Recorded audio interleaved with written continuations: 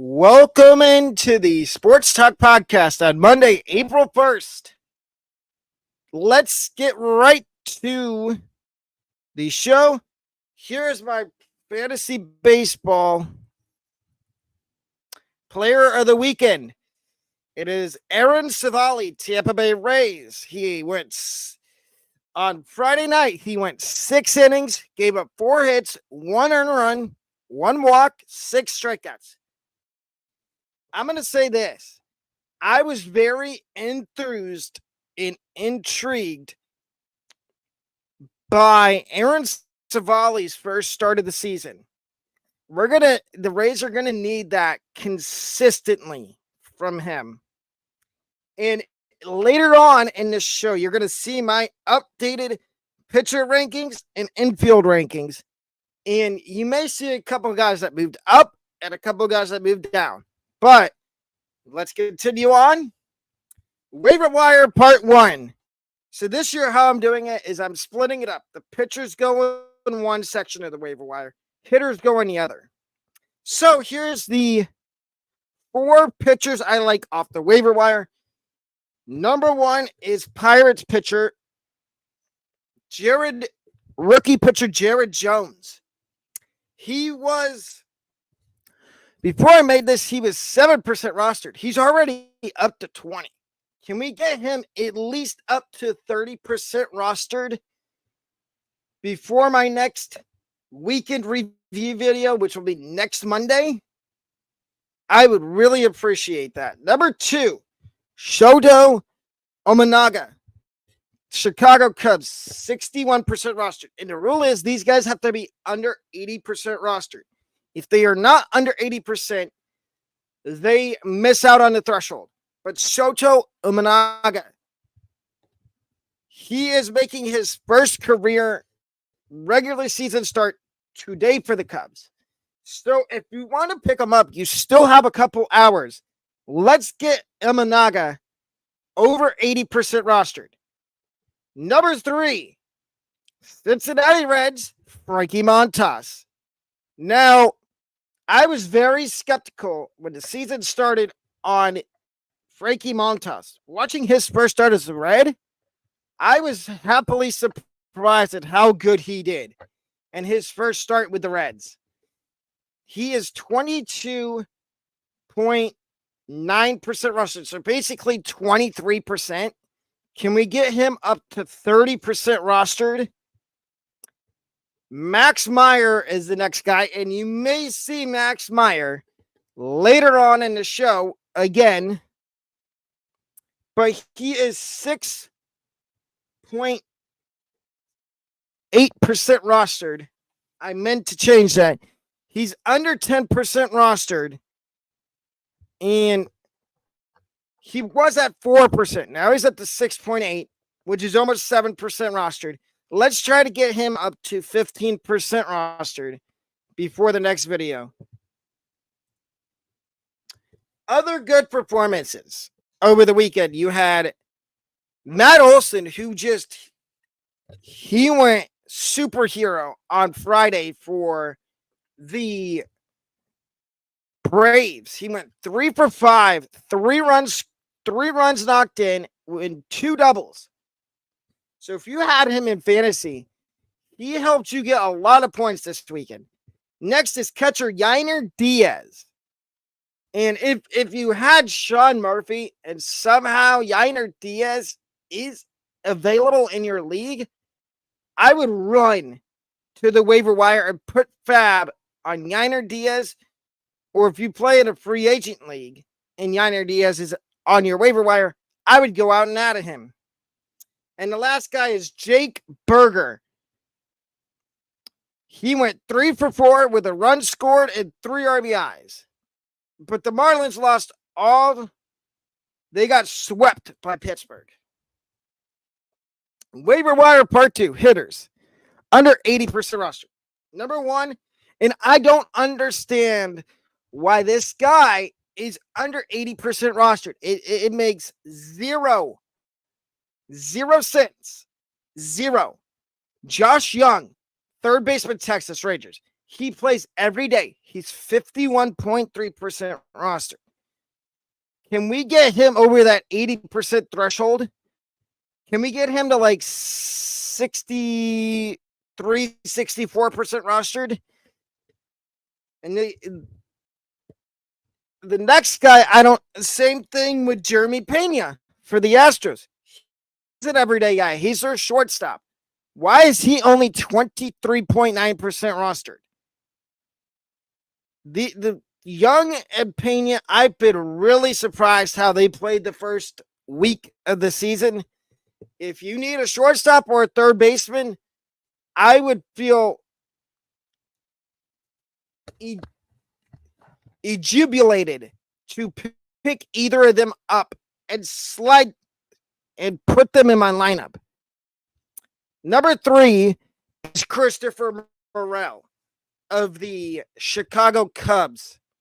Morel's only 28.1% rostered.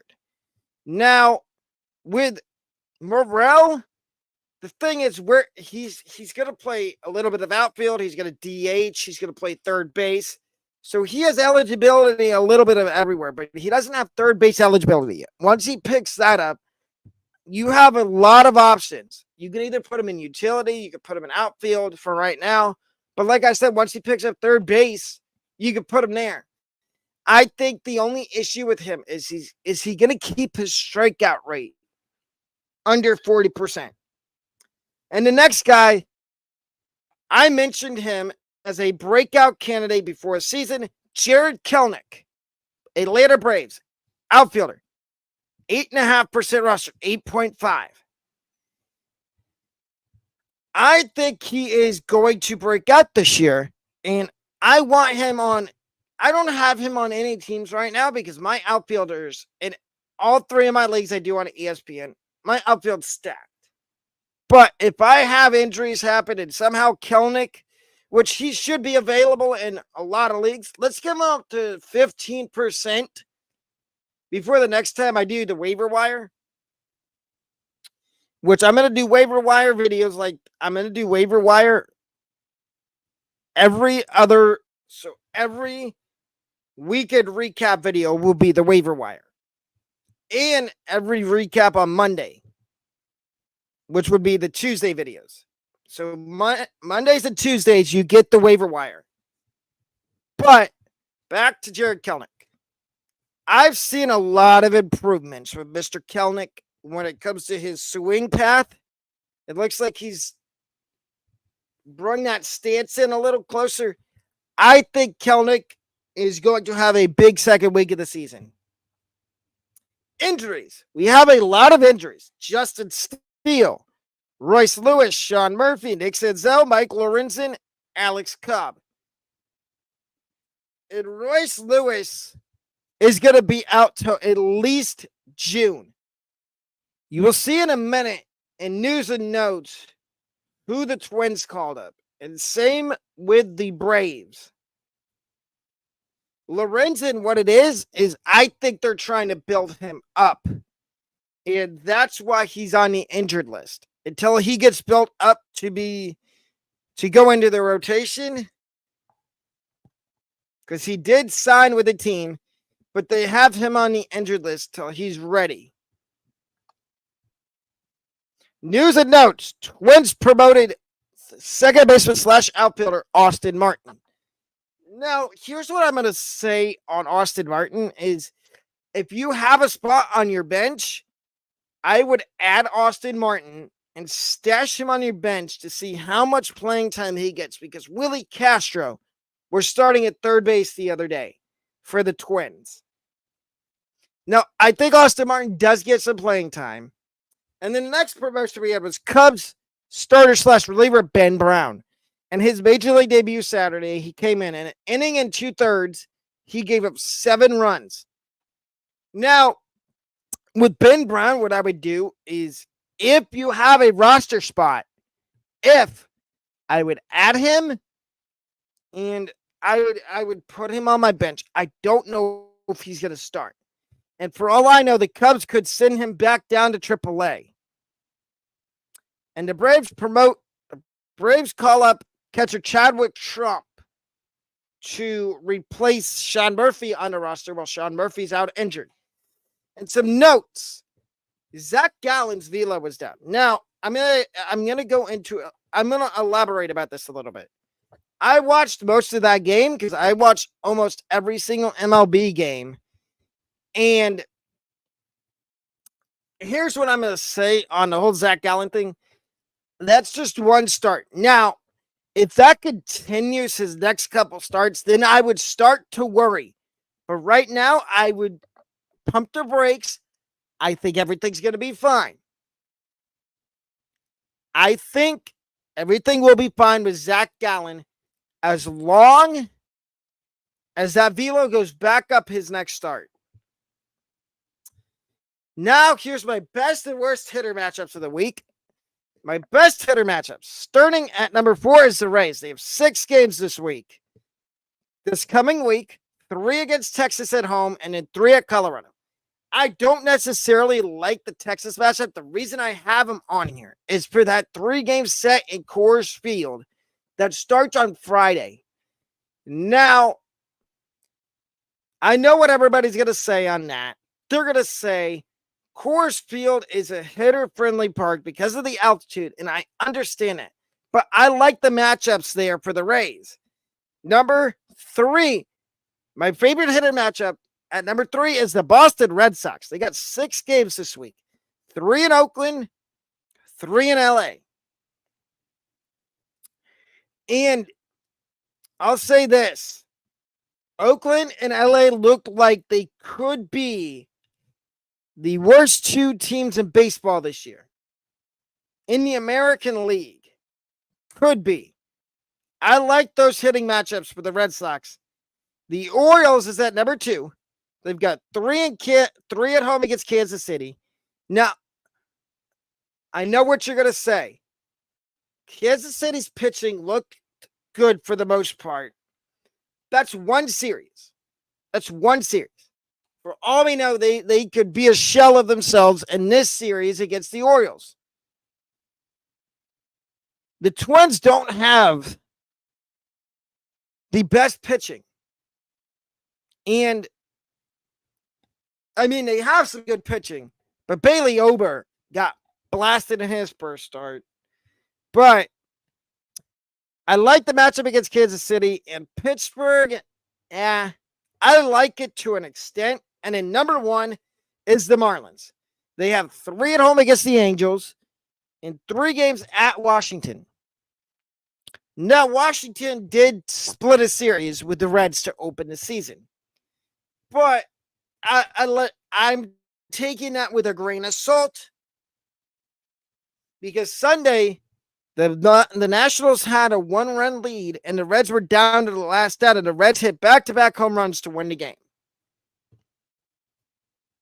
Now, the 4 worst hitter matchups for this week. At number 4, I've got the Guardians. 6 games. They played 3 against the Mariners and 3 against the Twins. So that's 6 games on the road. I don't like the matchup against the Mariners. I do like it against the Twins. But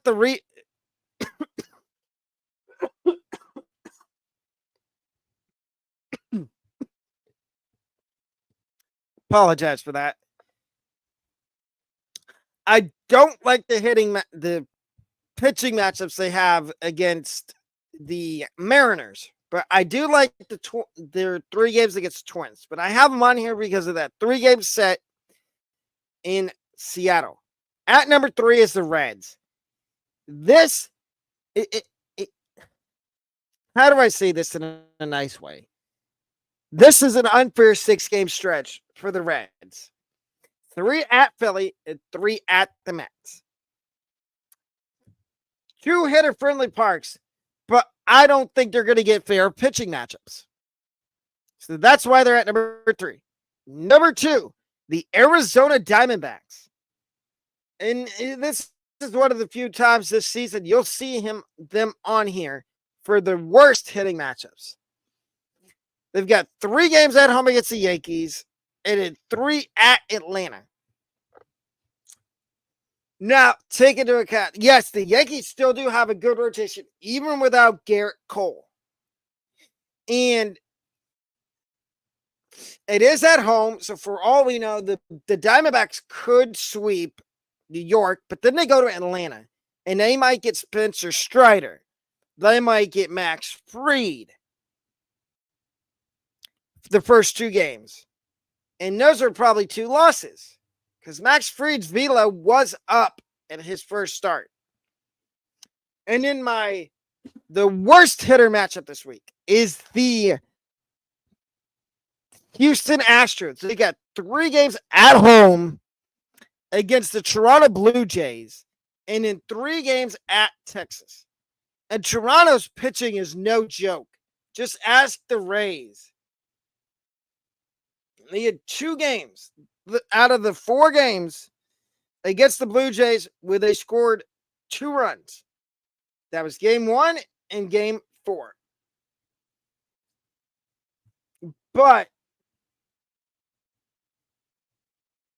And then the Rangers, they're the defending World Series champs, which means that they're no joke. They're not a joke. And here's the 2 start pitchers I like for this week. There's only 2 of them. And it is Max Meyer versus the Angels tonight and at the Cardinals. And then it is Emerson Hancock making, this was supposed to be Brian Woo's spot in the rotation, but he is also on the injured list, and this was his replacement. Emerson Hancock's first start is against the Guardians tonight, and then he starts at the Brewers later this week. 1 start pitchers I like this week. Jared Jones versus the Orioles. Now, I'd be very cautious with Jared Jones against Baltimore.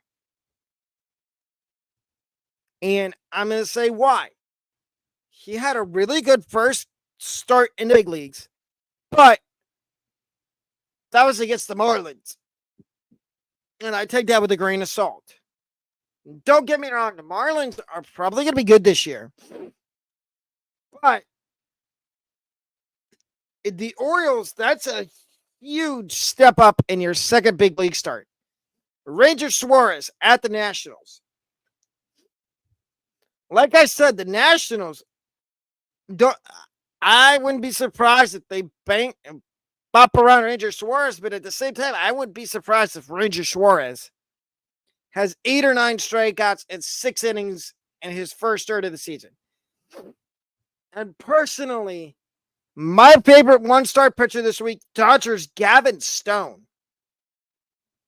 If you listen to me and you picked him up off the waiver wire, you could thank me in the comments down below.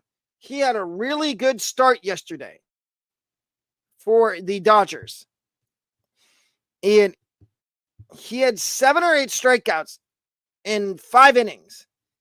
And to say that I was going to be right about that, I was shocked. And if you haven't already subscribed to this YouTube channel, please subscribe. We have more videos like this coming up this week, as well as more college football predictions. And if you didn't see yesterday, if you go forward and you look at September, I already have up the videos for September for my trip to West Virginia for my college football trip this year. But back to the video. Here are my updated top 50 rankings. So at number 50, he moves down from 30, I think he was in the 30s.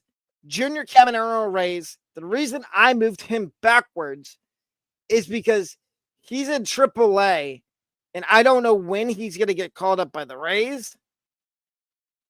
If he does get called up, it probably won't be for the next couple weeks. Other than that, this portion of the rankings really didn't change. Here we have 2 new additions. we have Brandon Lau, who moved from being at number 50 all the way up to being number 30. I think Brandon Lau is officially back, folks. I know he had a couple of games where he struck out over the weekend, but I think that he's going to have a big season. At number 32 is Paul Goldschmidt. He dropped from where he was before the season started because I didn't want to have guys tied for certain spots in the rankings, if that makes sense. At number 35, I have CES, Christian Encarnacion Strand from the Reds. And Matt McLean also fell to 36 because there is no timetable for his return. So now Jonathan India slides in and is going to play second base every day for the Reds. Moving up from number 36 to 28 is Colt Keith of the Detroit Tigers.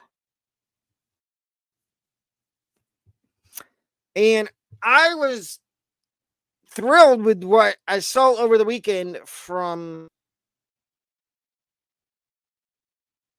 Colt Keith. A new addition to the rankings at number 26 is Manny Machado of the Padres. There was some guys that fell out of the rankings, and that's going to happen throughout the season. But Jeremy Pena, I think he was number 21 before the season started. But if he wasn't, he is now number 21 in the rankings. And here we had some movement too. As you see, moving up to number 19 is Jose Caballero from the Rays. And I think the only other notable changes we have here is we have Alec Boehm dropping from 6 to 9. So that's a 2-spot drop.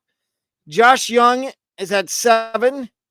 He stays put where he was. O'Neill Cruz moves up to 6. And then in the top 5, you've got Olsen at number 5, Yandy at 4, Betts at 3, Riley at 2, and Ellie De La Cruz still at 1. Now we get to my top 65 starting pitcher rankings. So 65 to 60, we don't really have that many changes other than Tristan McKenzie moving from 66 to 61 and moving Gavin Williams back a spot. Moving Gavin Williams to 66 due to his starting year on the injured list. Kyle Harrison, I did this before his start.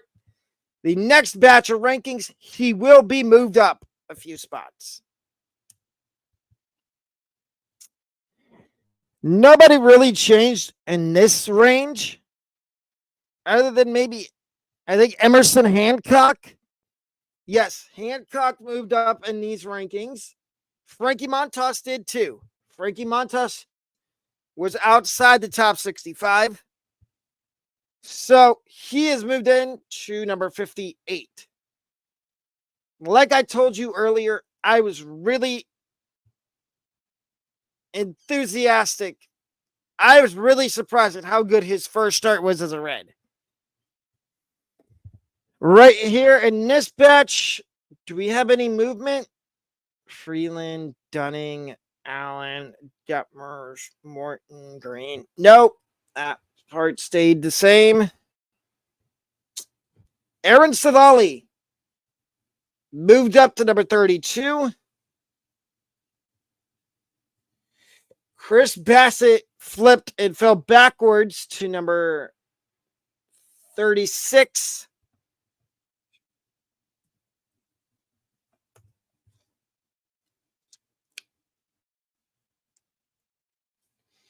Any movement here? I don't see any movement other than maybe Cole Reagan's. Everything else looks right on cue, right on point. Kevin Gausman had dropped to number 19. Zach Eflin at 17. Freddie Peralta moved up to 12. Logan Gilbert's at 13. Cease at 10. 11 is Yamamoto. With Yoshitomo Yamamoto, I need to see a little more in order to move him back up in the rankings. And in 9 through 1, Logan Webb now moves into the 9th spot. Tyler Glass now at 8. Pablo Lopez at 7.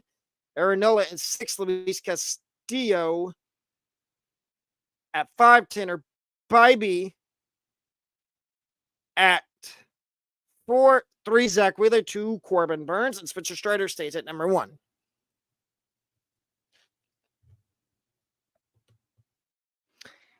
And if you didn't know, the Sports Talk Podcast, we offer merch.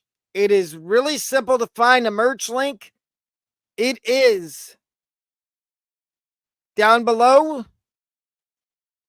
If you click on the Sports Talk Podcast icon and you scroll down, you'll see all my links down there.